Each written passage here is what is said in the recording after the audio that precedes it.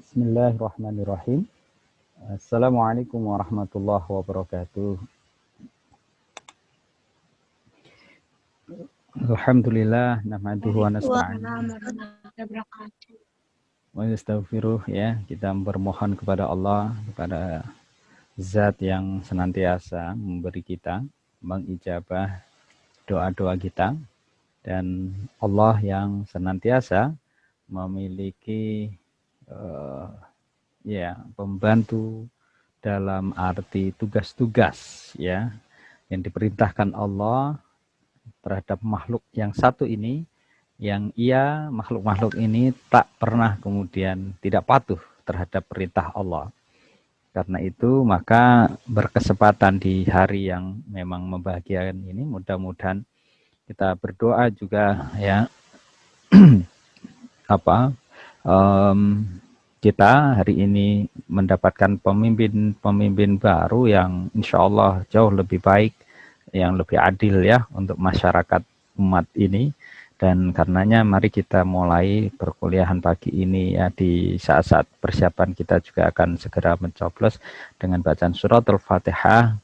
Ya, teman-teman bisa belajar dengan baik, teman-teman nanti dibimbing oleh Allah yang memiliki hak suara dan juga rakyat Indonesia secara keseluruhan untuk memilih para calon pemimpin-pemimpin yang insya Allah amanah.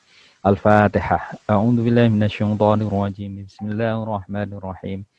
Alhamdulillahi rabbil alamin, arrahmanir rahim, maliki yaumiddin, iyyaka na'budu wa iyyaka nasta'in, ihdinas siratal mustaqim, siratal ladzina an'amta 'alaihim ghairil maghdubi 'alaihim waladdallin. Amin. Baik, teman-teman yang berbahagia, kita pada kesempatan pagi ini akan membahas persoalan malaikat, ya, persoalan malaikat, di mana kemudian kita bisa memahami malaikat ini adalah makhluk Allah yang tidak punya salah karena memang didesain untuk tidak punya nafsu, sedangkan kita ini didesain oleh Allah memiliki satu bentuk keterpaduan antara yang punya nafsu untuk kebaikan dan juga kemudian kita diberikan oleh Allah kuasa untuk menjadi khalifah di muka bumi ini. Baik, kita lihat, ya, dalam satu ayat di sini sebelum kita masuk.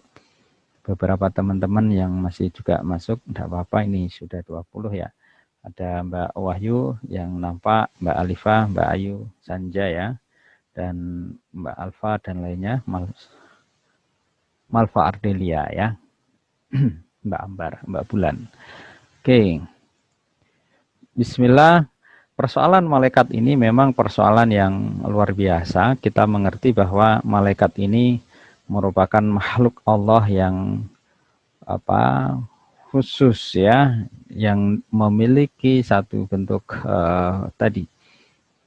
kepatuhan tingkat tinggi. Dia tidak memiliki nafsu. Dia kemudian senantiasa menjalankan tugas yang diperintahkan oleh Allah. Dan malaikat ini ketika kemudian kita yakini, berarti kita yakin terhadap eksistensi malaikat-malaikat yang diberikan amanah tanggung jawab sesuai dengan masing-masing. Tentu dalam persoalan ini teman-teman sekalian sudah memahami betul dari kita kecil bagaimana kemudian jenis malaikat dan sebagainya, maka pada kesempatan ini mereview dan sekaligus mendalami gitu. Ada fungsi-fungsi, ada hikmah yang kemudian kita bisa peroleh dari ruang keimanan kita terhadap malaikat ini, ya. Nah, salah satunya adalah bahwa iman kepada malaikat ini kita percaya kepada yang gaib. Karena malaikat tak terlihat, sebagaimana inasyaitan lakum ma'idul mubin, setan itu makhluk yang tak terlihat, yang memang menjadi musuh kita. Gitu. Nah, karena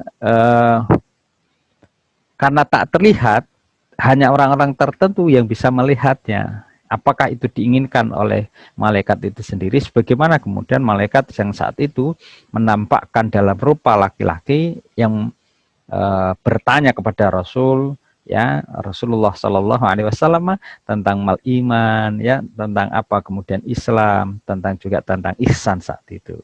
Dan kita juga mengerti, memahami betapa kemudian malaikat telah menurunkan wahyu kepada para nabi, khususnya malaikat Jibril yang kemudian diperintahkan oleh Allah menyampaikan wahyu kepada Nabi Muhammad Shallallahu Alaihi Wasallam. Baik, salah satu ayat ya yang kemudian kita bisa baca, Amanar Rasul bima unzila ilaihi mir rabbih wal mu'minun. Ya, itu kita bisa lihat di surah Al-Baqarah ya. Di surah Al-Baqarah itu kita bisa melihat, saya sharekan aja ya biar teman-teman bisa membaca ayatnya dengan lebih jelas. Oke.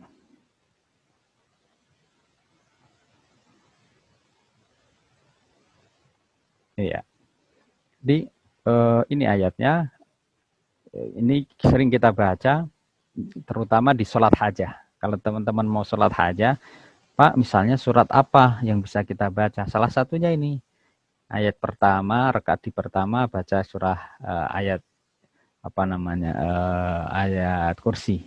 Di rakaat yang kedua sholat hajat baca ini. Amana rasulu bima unzila ilaihi min rabbih wal mu'minuna kullun amana billahi wa malaikatihi wa kutubihi wa rusulihi la nufarriqu baina ahadin min rusulihi wa qalu sami'na wa ata'na ghufranaka rabbana wa ilaikal masir. Ya, jadi kita ini ya dianjurkan karena Rasulullah itu mengimani apa yang kemudian diturunkan dan juga kita orang-orang mukmin yang diturunkan oleh Allah. Kullun amana billah wa malaikatihi wa kutubihi wa rusulihi la nufarriqu baina ahadin min rusulihi wa qalu sami'na wa ata'na. Nah, kata-kata ini menarik ya. Teman-teman kalau kemudian di dalam kebaikan pakai kata-kata ini.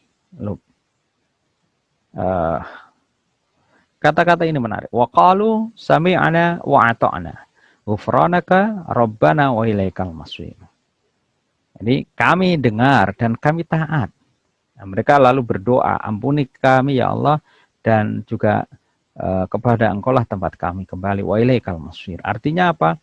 Ketika teman-teman ada perintah Allah, perintah untuk sholat, perintah untuk talabul ilmi faridatun ala kulli muslimin wa muslimatin. Wa qalu sami'na wa ata'na. Ini menjadi menarik. Kalimat ini menjadi menarik. Bentuk ketaatan teman-teman sekalian ketika kemudian atas perintah itu sami'na wa ata'na. Ibu kita menyuruh, "Dok, Ambar, tolong ya belikan kerudung, ya, belikan mukena di toko itu." Siap Bu, sami'na wa ata'na. Itu keren. Kalimat-kalimat yang dipakai untuk kita berbuat baik. Ini kita mengadopsi, terinspirasi dari kepatuhan malaikat terhadap perintah Allah. Wa qalu sami'na wa ata'na. Nah, nanti teman-teman juga begitu di dalam konteks misalnya di dunia kerja ya, dengan siapa misalnya dengan bos itu. Dalam kebaikan karena itu sama-sama membangun teamwork efektif dalam kinerja ya. Sami'na wa ata'na bos, siap kerjakan. Siap Pak, kerjakan dan seterusnya secara baik. Terhadap suami juga begitu. Mbak Malva ya, Mbak Rifki misalnya. Dek tolong belikan ini ya atau Dek tolong ini ya, anak dihandle dulu ya. Ini misalnya ayah sedang apa dan sebagainya. Misalnya suami akan bilang begitu. Oke, sami'na wa ata'na. Silahkan ayah berangkat dulu, percaya anak-anak nanti akan terhandle dengan baik. Itu jauh lebih menyejukkan, kemudian menjadi tipikal tadi, tipikal kita yang seakan menginspirasi atau terinspirasi dari kepatuhan para malaikat atas perintah Allah. Keren kan? Gitu. Qalu sami'na wa ata'na. Baik. Lalu ketika kita melihat kepatuhan yang demikian di dalil Al-Qur'an yang lain ya, diperintahkan juga kita keluarga ini ya, ku anfusakum wa ahlikum nara, yang kemudian nar ini kemudian apa? Bahan bakunya ya, bahan dasarnya itu dari manusia dan batu-batuan yang penjaga-penjaganya itu malaikat-malaikat yang seperti Zabaniyah itu. Malaikat yang kemudian sangat keras ya. Lalu malaikat yang memiliki satu ruang kebebasan berekspresi seakan begitu untuk kemudian memberikan punishment terhadap orang-orang yang maksiat, orang-orang yang berbuat ketidakadilan, orang-orang yang diberikan amanah lalu korupsi terhadap amanah itu, dana-dana besar untuk masyarakat yang kurang mampu justru kemudian ditilap, dipakai untuk kepentingan individualistiknya dan atau kelompoknya. Nah, itu malaikat sangat geram sekali. Karena kemudian di dunia masih ada hukum yang tak tersentuh, maka di akhirat itu menjadi hukum yang pasti. Ahkamul hakimin. Allah perintahkan kepada malaikat. Nah, di situ kemudian kita meyakini dan mengimani betapa malaikat itu memang ada. Tantangannya adalah saat ini kita ada di era post-truth, era postmodern, era milenial, era digital yang kemudian orang cenderung sangat rasionalistik. Hal yang sangat sederhana misalnya sebenarnya tantangan di modern ini bisa nggak misalnya kita kepercayaan terhadap malaikat ini, misalnya yang kelihatan di sini ya Mbak Bulan misalnya, lalu di situ ada Mbak Wahyu. Ada nggak yang menjamin bahwa tiba-tiba di rumahnya juga Mbak Olga gitu, tiba-tiba listrik mati? Nggak ada yang jamin. Wifi-nya mati, listriknya mati, laptopnya mati, dilalah juga HP-nya belum di-charge, ya. Atau saya misalnya di sini wifi-nya tiba-tiba listrik mati seperti kemarin, istri mengajar ya kelabakan semua. Dan tidak tahu, who never knows, tidak ada yang tahu apa yang terjadi gitu. Nah, termasuk ini yang menjadi solusi, misalnya teman-teman di rumah sakit ya sedang operasi, sedang dibedah lalu listrik mati, itu kan luar biasa. Maka jet set di rumah sakit itu hitungan detik itu. Begitu listrik mati, jeder gitu, jet setnya yang besar itu langsung hidup. Ya, kalau enggak misalnya dokternya lagi membuka awal operasi, lalu listrik mati, yang pasiennya kasihan itu 2 jam biusnya habis disuntik lagi, ya itu. Kenapa kemudian kita mesti percaya seperti hal-hal yang seperti itu? Ada satu kisah juga ya, sambil nunggu yang lain juga ini Mbak Gina Salsabila baru masuk juga. Ada saya punya kawan tinggal di ibu kota. Yang menarik adalah ketika dia membangun usaha, ya kebetulan dia seorang guru hafalan Quran yang lalu suatu waktu dia punya keinginan tuh punya rumah. Tak disangka tadinya, nah dan ini pengakuan dia, ketika dia masih kontrak, belum punya rumah sendiri, usahanya juga masih merintis begitu, ada seseorang yang mengantar bungkusan itu lalu disampaikan, Ustadz maaf ini ada titipan, kalau tidak salah dari Bandung begitu. Oh ya mohon diterima Ustadz dan kami langsung izin pulang ya gitu. Apa yang terjadi? Tanpa dia tahu persis dari siapa sebenarnya itu, karena kemudian yang tercantum hanya alamat yang dikirimi dan bukan yang mengirimi, tapi uang yang ada di dalam bungkusan itu ternyata sejumlah uang yang dibutuhkan untuk dia punya bangun rumah 300 juta. Ya, dia tidak tahu juga dari mana gitu. Tapi kita juga kemudian terbuka ruang itu. Allah sangat mudah mengutus para malaikatnya dalam bentuk apapun itu, khususnya yang seringkali terjadi adalah manusia, dan kadang bentuk manusia yang kadang lalu tak nampak ya, mengindikasikan orang-orang yang besar, yang berjubah, yang sangat berwibawa. Bisa jadi rupa-rupa manusia yang mungkin bagi orang lain dianggap remeh dan seterusnya. Nah, kita bisa melihat disitulah kenapa kemudian mestinya kemudian kita mempercayai betul, mengimani betapa malaikat-malaikat Allah itu ya memiliki satu bentuk eksistensi dan kita diperintahkan oleh Allah untuk melihat dan meyakini adanya malaikat itu. Oke, kita lihat dulu sebentar di dalam beberapa ini ya nama-nama malaikat. Kita bisa lihat misalnya yang kita hafal ya, sudah hafal dari malaikat Jibril ya dan lain-lain, nanti kita share bersama. Di dalam kaitan ini tentu ada bentuk konstruksi konseptual, ini kurang S ya. Tanggung jawab malaikat, sifatnya malaikat ya, termasuk adalah hikmah dari kemudian kita percaya terhadap malaikat ini. Nama ini yang kemudian sering kita dengar, malaikat Jibril. Dan Jibril itu paling senang. Kenapa? Karena dia lalu mendapatkan kemuliaan untuk menyampaikan wahyu kepada Nabi. Ya, ada Rakib, ya, ada Israfil, Israel, Israfil peniup trompet, Israel pencabut nyawa, mungkar nangkir, baik buruk, mungkar keburukan, nakir kebaikan, Rakib atid.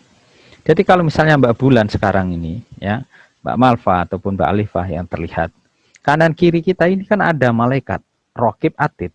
Kalau ini kita berjalan, termasuk maaf misalnya dari pagi tadi itu, ada ya yang datang ke rumah jenengan, Mbak Alifah, tolong ya dicoblos nomor ini, calon ini. Ini ya ada sedikit bingkisan misalnya. Kalau kita percaya di sini ada Rakib dan Atid, Mbak Malva, ini ya ada kerudung nih. Jangan lupa nomor ini ya yang Anda coblos. Mbak Bulan, ini ya ada bingkisan dan seterusnya. Ya, termasuk misalnya kalau mereka, maaf, yang semalam juga dibahas di ILC, apa? Para pejabat ya sudah kita sebutkan yang diberikan amanah untuk membagikan sembako kepada rakyat yang memang sangat membutuhkan di era pandemi ini, mestinya mereka kan malu kalau ada Rakib dan Atid, dan kita semua kita juga pasti punya potensi untuk tergoda, ya. Ini ada bingkisan yang kemudian seharga sekian, kita kurangi, kita susutin, kita ganti dengan spesifikasi paket yang lebih murah sehingga misalnya bungkusan itu 300.000, kita dapatkan 50, yang kemudian harga itu hanya kita sampaikan pada masyarakat 250. 50 itu kalikan berapa juta masyarakat. Luar biasa kan. Betapa kemudian ketika lalu tidak ada kondisi kita terkontrol, Rakib dan Atid yang selalu kemudian membimbing atau kemudian kita merasa diawasin, ya sudah, bablas kita. Nah, maka teman-teman sekalian nanti ya, misalnya teman-teman dari duta besar di mana ya, lalu diberikan amanah apa, misalnya Mbak Dinta, Mbak Rifki dan lain-lainnya, Mbak Ambar, semuanya misalnya apakah jadi duta besar di manakah atau kemudian jadi pejabat apa gitu ya di kementerian atau dan lain sebagainya, maka selalu ya kita bersama-sama termasuk saya, Rakib Atid selalu mengawasi kita, kebaikan dan keburukan kita selalu kalau kesadaran spiritualitas ini ya kita pakai, mudah-mudahan kita jauh lebih bisa selamat, ya, lebih selamat. Termasuk ketika kemudian kita ada di dalam ruang-ruang ketika malas, ya, lalu tidak mencoba untuk punya kesadaran. Siapa yang kemudian akan mencabut nyawa? Kita nggak punya kok jaminan. Mbak Olga siapa yang bisa jamin? Apakah nanti sampai kemudian bisa menimang cucu? Mbak Dita apakah kemudian sampai menikah masih hidup di dunia ini? Bisa jadi ya sampai kemudian bisa minang cucu dan sebagainya, dan kita berharap kan seperti Mbak Gina ya dan lain-lainnya, semuanya kita pingin panjang umur lalu berkah kan itu tanpa sakit. Enak ya, enak sekali itu, panjang usia ya, berkah, dapat suami istri yang baik, anak-anaknya baik, rumahnya baik, kendaraannya baik ya, karir di tempat kerja juga baik, ibadahnya baik. Waduh. Ya kayaknya pengen semua itu. Nah, makanya ya sa'idah fid dunya wal akhirah itu memang harapan kita semua. Kita kuliah sekarang ini karena kita berharap kebaikan kita di dunia dan akhirat ini bersama, dan itu diperintahkan oleh Allah.